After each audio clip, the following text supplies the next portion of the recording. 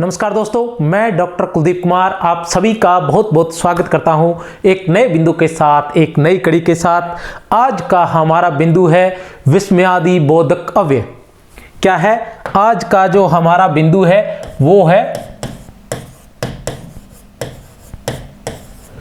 विस्मयादि बोधक अव्यय। विस्मयादि बोधक अव्यय। अब जब अव्यय की बात आती है तो कुछ बातें मैं जल्दी में फिर से बता देना चाहता हूं, क्योंकि मैं चाहता हूं कि आप लोगों को ये बार बार बिंदु पढ़ने से और बार बार मेरे बोलने से आपको याद हो जाए। अवयव अर्थात अविकारी शब्द। अवयव अर्थात अविकारी शब्द। यहाँ भी कुछ विद्यार्थी जो है वो मिस्टेक कर जाते हैं, जो नए विद्यार्थी हैं। अविकारी शब्दों की जब हमने बात की थी तो अविकारी शब्दों को हमने दो भागों में बांट दिया था।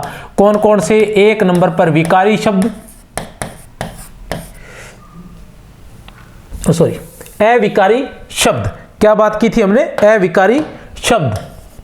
तो जब शब्द की हम बात करते हैं तो शब्द को हमने क्या किया था? दो भागों में बांट दिया था। शब्दों को हम कितने भागों में बांटते हैं? दो भागों में बांटते हैं। कौन कौन से दो भाग हैं? एक भाग है विकारी शब्द और दूसरा भाग है हमारे पास अविकारी शब्द। दूसरा भाग क्या है? अविकारी शब्द। ठीक है, नाम मात्र का संक्षेप में ही बताऊंगा मैं। अब जब हम विकारी शब्द की बात करते हैं तो हमारे पास एक नंबर पर आता है संज्ञा शब्द, दो नंबर पर आता है हमारे पास सर्वनाम शब्द, तीन नंबर पर हमारे पास क्रिया, चार नंबर पर हमारे पास आ जाता है विशेषण। ये चार हो जाते हैं। विकारी शब्दों की जब बात करते हैं तो हमारे पास उनकी संख्या चार रहती है: संज्ञा, सर्वनाम, क्रिया और विशेषण। फिर हम अविकारी की बात करते हैं तो उसमें भी हमारे पास चार रहते हैं। सबसे पहले आता है हमारे पास क्रिया, विशेषण। दो नंबर पर हमारे पास आता है संबंध बोधक। तीन नंबर पर हमारे पास आता है समुच्चय बोधक। समुच्चय बोधक। चार नंबर पर हमारे पास आता है विस्मयादि बोधक।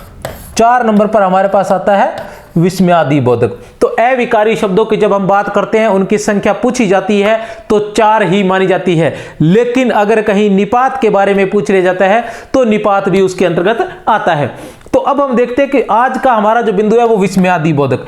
क्रिया, संज्ञा, सर्वनाम, क्रिया, विशेषण, संबंध बोधक, समुच्चय बोधक, ये सभी हम कर चुके हैं। इसी के साथ हमारी अवयव की क्लास फिनिश हो जाएगी। अभी हम विस्मयादि बोधक के बारे में जानेंगे और उसके बाद उसके प्रश्न उत्तर हल करेंगे। ठीक है, तो विस्मयादि बोधक की बात करते हैं। विस्मय आदि दो शब्दों से बना है, विस्मय और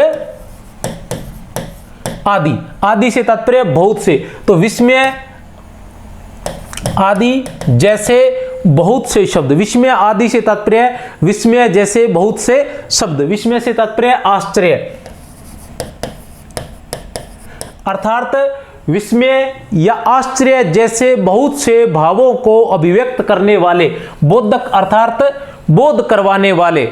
विस्मय आदि विस्मय जैसे बहुत से भावों का बोध करवाने वाले अव्यय शब्द क्या कहलाते हैं? विस्मयादि बोधक अव्यय। क्या कहलाते हैं? विस्मयादि बोधक अव्यय।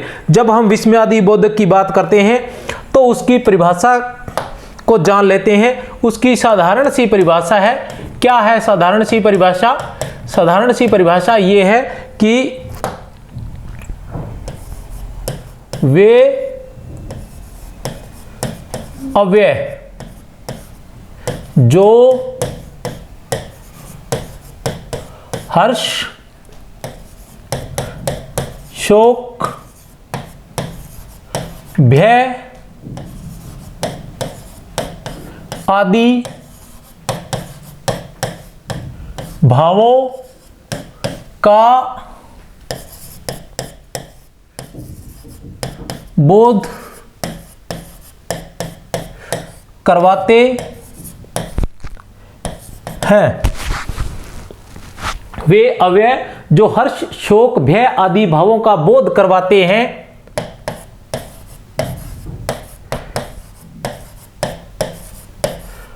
विस्मयादि बोधक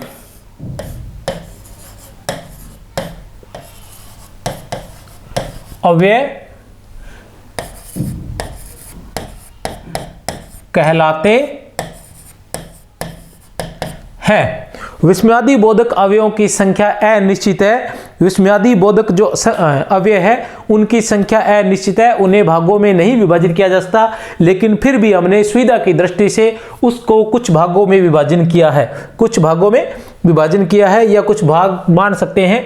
तो कितने हैं? सबसे पहले हम आते हैं, एक नंबर पर आता है हमारे पास विस्मयादि बोधक भेद। विस्मयादि बोधक भावों के भेद की जब बात करते हैं तो हमारे सामने कुछ आते हैं। सबसे पहले आता है हमारे पास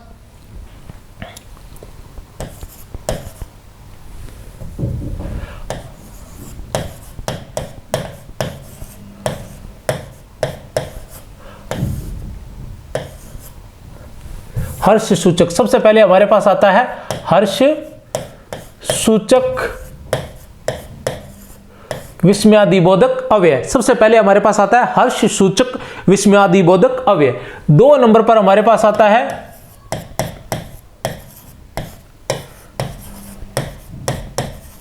शोक सूचक। 3 नंबर पर हमारे पास आता है आश्चर्य सूचक। 4 नंबर पर हम ले सकते हैं स्वीकार सूचक। 5 नंबर पर हम ले सकते हैं तिरस्कार सूचक। 6 नंबर पर हम ले सकते हैं भय सूचक। 7 नंबर पर हम ले सकते हैं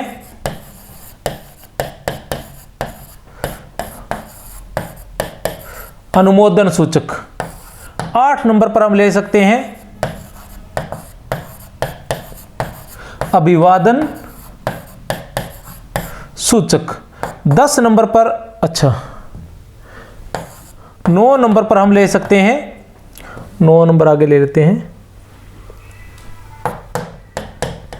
9 नंबर पर हम ले सकते हैं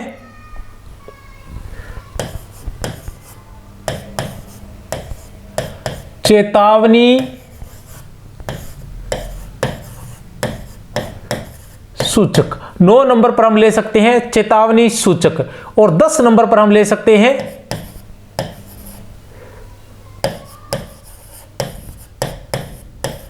अनुमोदन सूचक। आया तो नहीं पहले कहीं अनुमोदन सूचक? देख लेते हैं, एक मिनट।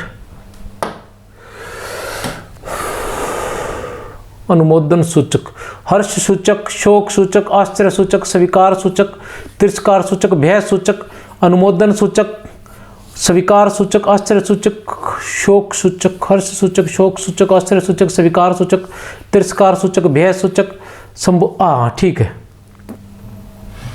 एक रह गया, अनुमोदन सूचक की जगह हम लेंगे 10 नंबर पर संबोधन सूचक, जिससे संबोधन किया जाता है। अभी आते हैं हम 1 नंबर पर हर्ष सूचक विस्मयादि बोधक अवयव की बात करते हैं। एक तो आप बात ध्यान रखना, वैसे इतना मुश्किल नहीं है क्योंकि इसमें इस चिन्ह का प्रयोग होता है। ये विस्मयादि बोधक चिन्ह है, जितने भी विस्मयादि बोधक शब्दों का प्रयोग होता है उसके साथ इस चिन्ह का प्रयोग होता है, इसलिए उन्हें बड़ी आसानी से हम पहचान सकते हैं। लेकिन फिर भी कुछ हर्ष सूचक की बात करते हैं तो हर्ष सूचक में आता है वाह। हर्ष सूचक की हम बात करते हैं तो आता है वाह, आह,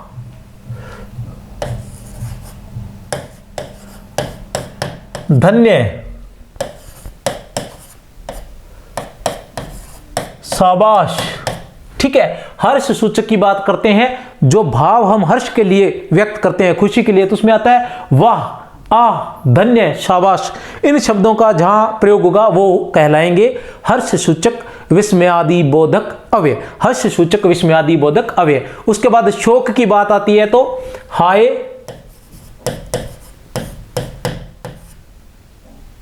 हाय,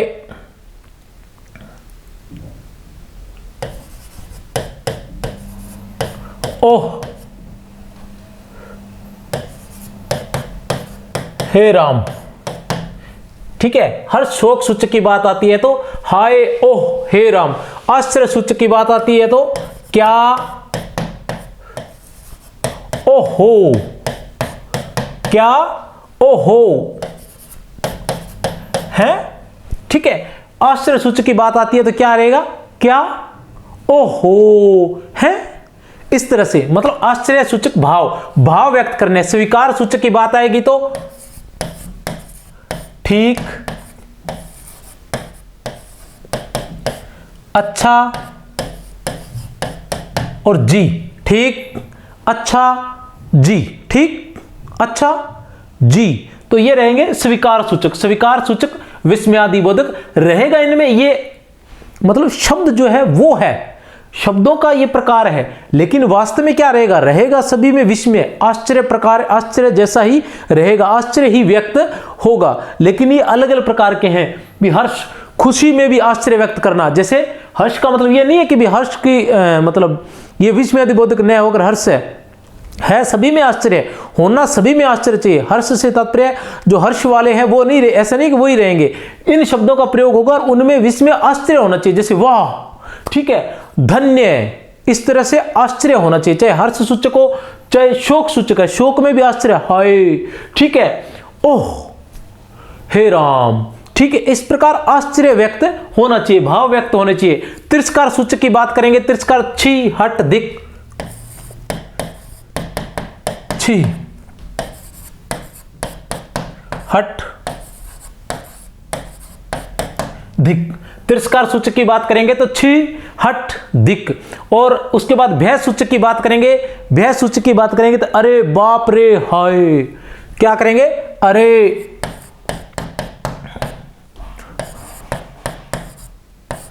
बाप रे हाय। ठीक है, ये रहेंगे भय सूचक। फिर अनुमोदन सूचक। अनुमोदन सूचक की जब हम बात करते हैं तो हाँ हाँ ठीक। अनुमोदन सूचक की बात करते हैं तो हाँ हाँ ठीक। और अभिवादन सूचक की बात करते हैं तो प्रणाम, नमस्कार, नमस्ते।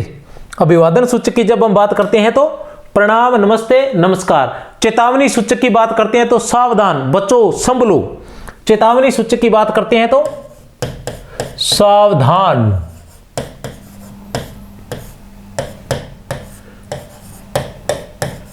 बचो,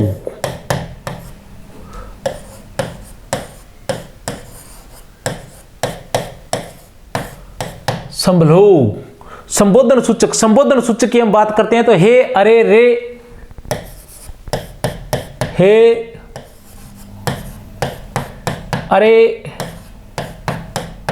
रे आदि शब्दों का हम प्रयोग करते हैं। तो ये थे हमारे विस्मयादिबोधक अव्यय। एक बार फिर से थोड़ा सा बता देना चाहता हूं इसके बारे में कि जब हम हर्ष सूचक की बात करते हैं तो वाह, आह, अच्छा आह नहीं रहेगा, यहां रहेगा आहा। ठीक है, हर्ष सूचक की हम बात करते हैं तो वाह, आहा, धन्य, शाबाश, ये रहेंगे हर्ष सूचक विस्मयादिबोधक। शोक सूचक की हम बात करते हैं तो हाय, ओह, हे राम। आश्चर्य सूचक की बात करते हैं तो क्या, ओह, हैं। स्वीकार सूचक ठीक, अच्छा, जी। तिरस्कार सूचक छी, हट, धिक। भय सूचक की बात करते हैं तो अरे बाप रे हाय। अनुमोदन सूचक हाँ हाँ ठीक। अभिवादन सूचक की बात करते हैं तो प्रणाम, नमस्कार, नमस्ते। और चेतावनी सूचक की तो सावधान, बचो, संभलो। और संबोधन सूचक की तो हे, अरे, रे। इस प्रकार ये है विस्मयादिबोधक अवयव। अवयव का चौथा भाग विस्मयादिबोधक अवयव। इसके बाद हम इसके प्रश्नोत्तर देखेंगे।